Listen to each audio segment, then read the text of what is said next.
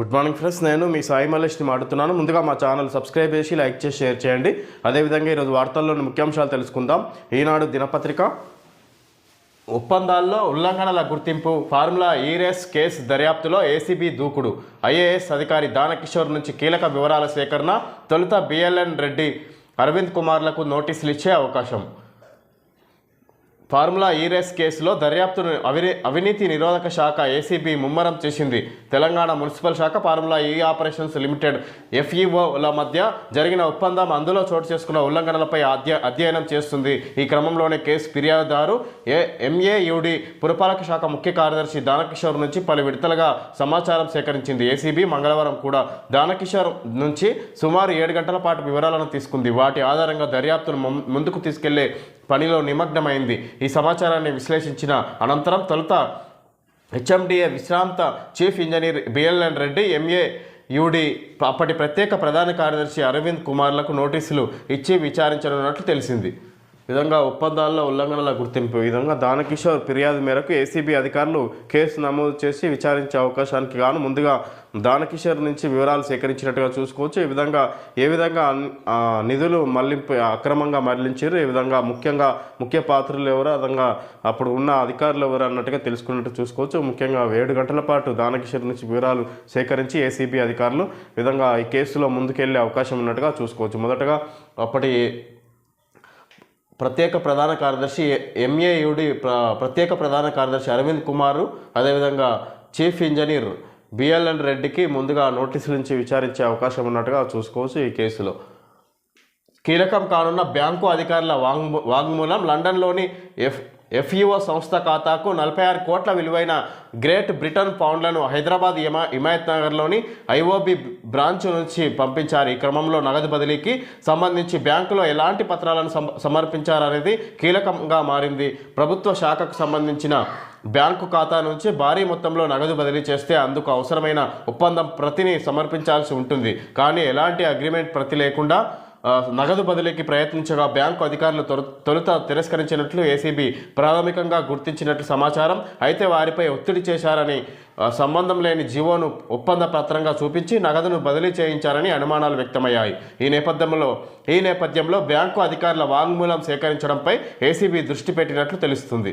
ఈ విధంగా బ్యాంకు నుంచి ఏదైతే విదేశీ కంపెనీకు ఏదైతే నిధులు మళ్లించారో అది ప్రభుత్వం తరపు నుంచి అంత ఈజీగా మళ్లించే అవకాశం ఉండదు. ఏదైనా ఒప్పందం పత్రం తీసుకొస్తేనే బ్యాంకు అనుమతి ఇస్తుంది ఇది నిధులు మళ్లించడానికి. తొలుత బ్యాంకు అధికారులు నిధులు మళ్లింపునకు నిరాకరించినా అప్పుడు ప్రభుత్వం ఒత్తిడి ద్వారా ఈ విధంగా నిధులు మళ్లించడట్టుగా చూసుకోవచ్చు. ఈ విధంగా బ్యాంకు కీలకం కానున్న బ్యాంకు అధికారులు మనం ఏదైతే బ్యాంకు ద్వారా నిధులు పంపించారో ఆ బ్యాంకు అధికారులను విచారించగా ఈ కీలక విషయాలు బయటపడతాయి అన్నట్టుగా ఏసీబీ భావిస్తున్నట్టు చూసుకోవచ్చు. కజకస్తాన్లో కూలిన విమానం, 38 మంది దుర్మరణం, 29 మందికి గాయాలు, పక్షి ఢీకొట్టడంతో అత్యవసర ల్యాండింగ్ చేస్తుండగా దుర్ఘటన. విధంగా కజకస్తాన్లో కూలిన విమానం 38 మంది మరణించారు. ఈ విధంగా పక్షి ఢీకొనడంతో ఇక్కడ విమానం కూలిపోయి అత్యవసర ల్యాండింగ్ చేసే ప్రయత్నంలో ఈ విధంగా ల్యాండింగ్ చేసే ప్రయత్నంలో ఇది భూమిని ఢీకొని ఈ విధంగా మృతి చెందిన ఈ విధంగా గాయపడ్డట్టుగా చూసుకోవచ్చు. 29 మందికి గాయాలు, ఈ విధంగా ల్యాండింగ్ చేసే ప్రయత్నంలో ఈ విధంగా మరణించినట్టుగా చూసుకోవచ్చు 29 మంది. చలిలోనూ పెరిగిన విద్యుత్ డిమాండ్, గతేడాది కన్నా 40 మిలియన్ యూనిట్లు ఎక్కువగా వినియోగం. చలిలోనూ విద్యుత్ వినియోగం పెరిగింది, గత ఏడాది కన్నా 40 మిలియన్ యూనిట్లు ఎక్కువగా వినియోగిస్తున్నట్ట ఈ సంవత్సరం. పళ్ళెం నిండా పుష్టి, మనం తీసుకునే ఆహారమే శరీరంగా మారుతుంది, మనసుగా మారుతుంది, జీవితానికి చోదక శక్తి అవుతుంది. కానీ దానిపై మనం చూపించే శ్రద్ధ ఎంత? ఎక్కడ పడితే అక్కడ తింటాం, దానికి వేలాపాల ఉండదు, అంతా అపసవ్యమే. ఫలితం మనం చూస్తూనే ఉన్నాం. ఎవరిని కదిలించిన రోగాల గురించే చర్చ. ఆహారాన్ని ఔషధంలా తీసుకోకపోతే ఔషధాలే మన ఆహారంగా మారే ప్రమాదం ఉంది. కొత్త ఏడాది ఆగమిస్తున్న వేళ మంచి భోజనాన్ని అమితమైన ఇష్టంతో తినడం అలవాటు చేసుకుందాం. మన ఆరోగ్యం మన పల్లెల్లోనే ఉంది. ఈ విధంగా తినే ఆహారం ముఖ్యంగా ఆరోగ్యానికి ఉపయోగపడుతుంది అన్నట్టుగా చెప్పుకోవచ్చు. ఈ విధంగా ఇక్కడ నూతన సంవత్సరంగా ఈ విధంగా తినే ఆహారంపై శ్రద్ధ వహించి ఈ విధంగా సమయానుకూలంగా తినాలన్నట్టుగా చెప్పుకొస్తారు ఆరోగ్యంగా ఉండడానికి. నేడు ముఖ్యమంత్రితో సినీ ప్రముఖుల సమావేశం. శ్రీతేజ్ కుటుంబానికి పుష్ప 2 చిత్ర యూనిట్ 2 కోట్ల సాయం, దిల్ రాజుకు చెక్కుల అందజేత. ముఖ్యమంత్రి రేవంత్ రెడ్డితో సినీ ప్రముఖులు గురువారం సమావేశం కానున్నారు. సంధ్యా థియేటర్ వద్ద తొక్కిసలాట, అల్లు అర్జున్ అరెస్టు అనంతరం పరిణామాల నేపథ్యంలో ఈ సమావేశానికి ప్రాధాన్యం ఏర్పడింది. తాజా పరిణామాలు, చిత్ర పరిశ్రమ అభివృద్ధి తదితర అంశాలపై ఇందులో చర్చించే అవకాశం ఉంది. నిర్మాత film development corporation FDC chairman Dil Raju ముఖ్యమంత్రిని కలిసి చర్చించిన తర్వాత రేవంత్ ఈ సమావేశానికి సానుకూలత వ్యక్తం చేశారు. సినీ ప్రముఖులతో కూడా మాట్లాడిన దిల్ రాజు గురువారం ఉదయం 10 గంటలకు సమావేశం ఉంటుందని మీడియాకు తెలిపారు. ముఖ్యమంత్రి రేవంత్ రెడ్డితో పాటు ఉప ముఖ్యమంత్రి బట్టి విక్రమార్క విధంగా ఈరోజు సీఎం రేవంత్ రెడ్డితో సినీ ప్రముఖుల సమావేశం. ఈ విధంగా దిల్ రాజు, అదేవిధంగా వివిధ సినిమా ఇండస్ట్రీకి చెందిన ముఖ్య నేతలు హాజరయ్యే అవకాశం ఉన్నట్టుగా చేసుకోవచ్చు సీఎం రేవంత్ రెడ్డితోటి. ఈ విధంగా ఇక్కడ శ్రీతేజ్ కుటుంబానికి పుష్ప 2 చిత్ర యూనిట్ 2 కోట్ల సాయం, దిల్ రాజుకు చెక్కుల అందజేత. ఈ విధంగా శ్రీచేద్ రేవతి చనిపోయిన మహిళ కుమారుడు ఈ విధంగా ఆసుపత్రిలో చికిత్స పొందుతున్నాడు. ఈ విధంగా అతనికి కుటుంబానికి గాను ఈ విధంగా 2 కోట్ల చెక్కును అందించారు. ఇక్కడ పుష్ప 2 చిత్ర బృందం అని చెప్పుకోవచ్చు కదా. దిల్ రాజుకు చెక్కులు అందజేసారు, అది సీఎం చేతుల మీదుగా అందించే అవకాశం ఉన్నట్టుగా చూసుకోవచ్చు. మెదక్ చర్చిలో సీఎం రేవంత్ రెడ్డికి ఆశీర్వచనం అందిస్తున్న diocese in charge bishop right reverend doctor Reuben Mark చిత్రంలో పొంగులేటి శ్రీనివాసరెడ్డి, మైనంపల్లి హనుమంతరావు. క్రైస్తవ మిషనరీల సేవలే పథకాలకు స్ఫూర్తి. సీఎం రేవంత్ రెడ్డి వెల్లడి. మెదక్ కేథడ్రల్ చర్చిలో ప్రత్యేక ప్రార్థనలు, ఏడుపాయల వనదుర్గమ్మకు పట్టు వస్త్రాల సమర్పణ. క్రిస్మస్ డే సందర్భంగా ఇక్కడ మెదక్లోని చర్చిని సందర్శించినట్టుగా చూసుకోవచ్చు సీఎం రేవంత్ రెడ్డి. క్రైస్తవ మిషనరీల సేవలే పథకాలకు స్ఫూర్తి. సీఎం రేవంత్ రెడ్డి వెల్లడి. మెదక్ కేథడ్రల్ చర్చిలో ప్రత్యేక ప్రార్థనలు, ఏడుపాయల వనదుర్గమ్మకు పట్టు వస్త్రాల సమర్పణ. ఏడుపాయల వనదుర్గమ్మ ఆలయాన్ని కూడా సందర్శించినట్టుగా చూసుకోవచ్చు సీఎం రేవంత్ రెడ్డి. దారిమళ్లిన ధాన్యం విలువ 282 కోట్లకు పైనే. విధంగా అక్రమంగా దారి మళ్లిస్తారు, దాని విలువ 282 కోట్లకు పైనే అని చూసుకోవచ్చు ధాన్యం విలువ. పెంకుటిల్లు ఉన్నవారే ఎక్కువ, సొంత స్థలాలున్న దరఖాస్తులపై పరిశీలన.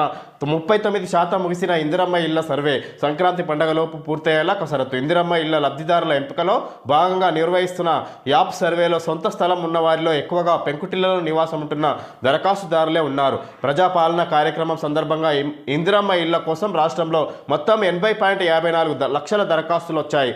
ఆయా అందరి ఇళ్లకు సర్వేయర్లు వెళ్తున్నారు. ఇంతవరకు 31.58 లక్షల మంది దరఖాస్తుదారుల వద్దకు వెళ్లి ఇందిరమ్మ ఇళ్ల యాప్ ద్వారా సర్వే చేపట్టారు. ఇందులో 9.19 లక్షల మంది దరఖాస్తుదారులకు సొంత స్థలాలున్నట్లు గుర్తించారు. వారిలో 2.35 లక్షల మంది పెంకుటిళ్లలో, 2.17 లక్షల మంది సిమెంటు రేకుల ఇళ్లలో, 1.86 లక్షల మంది GI రేకుల ఇళ్లలో, 1.22 లక్షల మంది స్లాబ్ గృహాల్లో, 69.182 మంది మట్టి మిద్దెల్లో, 41,971 మంది ప్లాస్టిక్ కవర్లు టార్పాలిన్లతో కప్పిన ఇళ్లలో, 34,576 మంది గడ్డితో ఏర్పాటు చేసుకున్న గుడిసెల్లో, 12,765 మంది పెంకులు పగిలిపోవడంతో టార్పాలిన్ కవర్లు కప్పిన ఇళ్లలో నివాసం ఉంటున్నట్లు తేలింది. మొదటి దశలో సొంత స్థలాలు ఉన్నవారికే ఇందిరమ్మ ఇళ్లను మంజూరు చేస్తామని ప్రభుత్వం ప్రకటించిన విషయం తెలిసిందే. విధంగా పెంకుటిల్లు ఉన్నవారే ఎక్కువ, సొంత స్థలాలు ఉన్న దరఖాస్తుదారులపై పరిశీలన. 39% ముగిసిన ఇందిరమ్మ ఇళ్ల సర్వే సంక్రాంతి పండుగలోపు పూర్తయ్యేలా కసరత్తు. ఈ విధంగా స్థలాలు ఉన్న ఇల్లు కట్టుకోలేని వారికి ఈ విధంగా డిజిటల్ సర్వే చేస్తున్నారు. ఈ విధంగా సొంత స్థలాలున్న దరఖాస్తుదారులపై పరిశీలన. ఈ విధంగా 39% ముగిసిన ఇందిరమ్మ ఇళ్ల సర్వే సంక్రాంతి పండుగలోపు ఇంకా పూర్తిగా సర్వే పూర్తయ్యే అవకాశం ఉంది. 39% మాత్రమే సర్వే పూర్తయింది. ఆ 39% పరిశీలిస్తే ఈ విధంగా సొంత స్థలాలున్న ఇండ్లు పెంకుటిల్లు ఉన్నవారే చాలామంది ఉన్నారు. ఈ విధంగా స్లాబ్ ఇండ్లు ఉన్న వాళ్ళు తక్కువ శాతం ఉందన్నట్టుగా చూసుకోవచ్చు. ఈ విధంగా ఇంకా మొత్తం మీద ప్రభుత్వం ఈ విధంగా సొంత స్థలాలు ఉన్న వారికే మొదటగా ఇందిరమ్మ ఇళ్లను అవకాశం ఇస్తామన్నట్టుగా ప్రకటించినట్టుగా చూసుకోవచ్చు రాష్ట్ర ప్రభుత్వం. ఇది సంగతి. మధ్యప్రదేశ్లో మాజీ కానిస్టేబుల్కు కోట్ల ఆస్తులు లోకాయుక్త. మాకిరెడ్డి అంతా ఎలా సంపాదించానా ఏముంది, ఇలాగే అవినీతి పరువుల్ని విచారించి నేర్చుకున్నా సార్. విధంగా మధ్యప్రదేశ్లో మాజీ కానిస్టేబుల్కు కోట్లలో ఆస్తులు లోకాయుక్త. మాజీ కానిస్టేబుల్కే ఈ విధంగా కోట్లలో ఆస్తులు ఉన్నాయంట. అవి ఎలా సంపాదించారంటే ఏముంది, ఇలాగే అవినీతి పరువుల్ని విచారించి నేర్చుకున్నా సార్. ఈ విధంగా అవినీతి పరువుల్ని విచారించడం వల్ల ఎట్లా సంపాదించాలో అవినీతి పరంగా అది ఆయనకు తెలిసిందన్నట్టుగా చూడవచ్చు. ఇది మాకిరెడ్డి ఇచ్చిండు ఇక్కడ. మీ మార్కెట్ రాబడులను వేగంగా ముందుకు తీసుకెళ్ళండి. ఎల్ఐసి వారి ఇండెక్స్ ప్లస్ మార్కెట్ రాబడులతో లైఫ్ కవర్ బెనిఫిట్స్ని పొందండి. Life insurance of corporation India ప్రతిక్షణం మీకు తోడుగా ఆన్లైన్లో కూడా లభిస్తుంది. ఎల్ఐసి వాళ్ళు వాళ్ళ ప్లాన్ యాడ్ ఇవ్వడం జరిగింది. ఓకే ఫ్రెండ్స్, ఈరోజు వార్తల్లోని ముఖ్యాంశాలు తెలియజేయడం జరిగింది. Thank you friends.